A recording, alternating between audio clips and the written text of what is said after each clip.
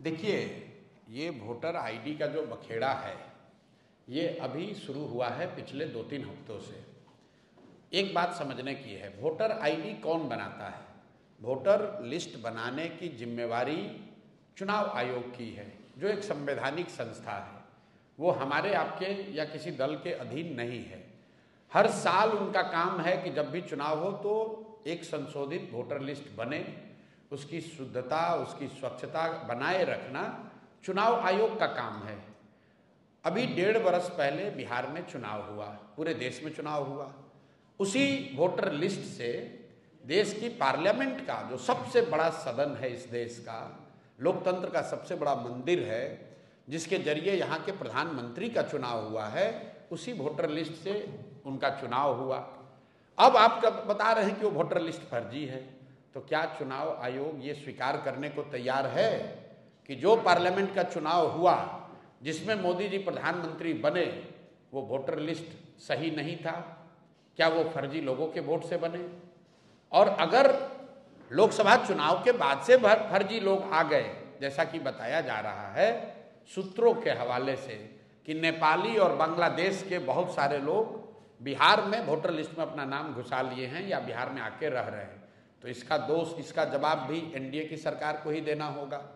क्योंकि लोकसभा चुनाव के बाद बिहार में मोदी जी की और नीतीश जी की ही सरकार है, तो आपने ये कैसे अलाउ किया कि बांग्लादेश से लोग आकर यहाँ रह रहे हैं? आपका प्रशासन क्या कर रहा है? आप अगर नेपाल से लोग आकर बिहार में वोटर लिस्ट में नाम जोड़ रहे हैं तो बिहार सरकार की पुलिस और प्रशासन क्या कर रहा है? तो भैया किसी भी तरीके से वो आर्ग्यूमेंट देंगे, ये यही साबित होगा कि गलती उनकी है।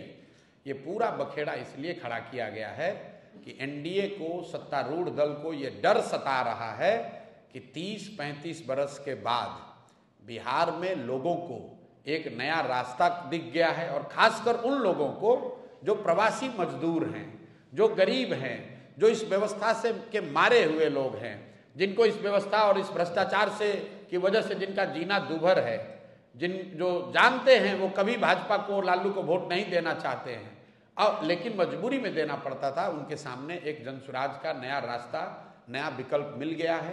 तो अब भाजपा वाले, एनडीए वाले कोशिश कर रहे हैं कि इस तरह के युवा, इस तरह के प्रवासी मजदूर या समाज के वो वर्ग जो भाजपा एनडीए के खिलाफ वोट देने वाले हैं, उनको वोटर लिस्ट के शुद्धता के नाम पर उनको परेशान किया जाए और जहां तक हो सके उसका नाम काटा जाए।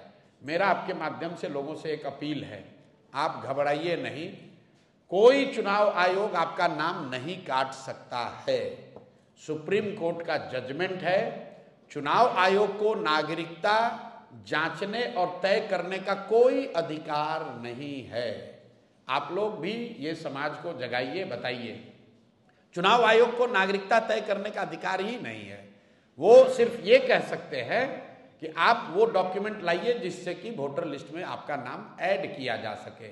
आपका नाम काटना, आपका राशन पानी बंद करना, आपकी सरकारी व्यवस्था से मिलने वाली मदद को बंद करना, ये चुनाव आयोग के अधिकार क्षेत्र के बाहर का बात है। तो थोड़ी परेशानी जरूर हो रही है, लेकिन लोकतंत्र है, इसमें लड़ना ही पड़ेगा। लड़कर लोगों को अपना हक लेना पड़ेगा, और वोट का अधिकार सबसे बड़ा अधिकार है, इसको किसी को नहीं छोड़ना है। आपके पास अगर कागज नहीं है, लोग आपका नाम काट रहे हैं, आप किसी भी राजनीतिक दल से आपका सरोकार है, जनसुराज अच्छा लगता है तो जनसुराज के पास आइए, दूसरा कोई दल अच्छा लगता है उसके पास जाइए, लेकिन अपना वोट जरूर दीजिए। और देने के लिए जरूरी है कि आप अपना नाम वोटर लिस्ट में अंकित कराइए।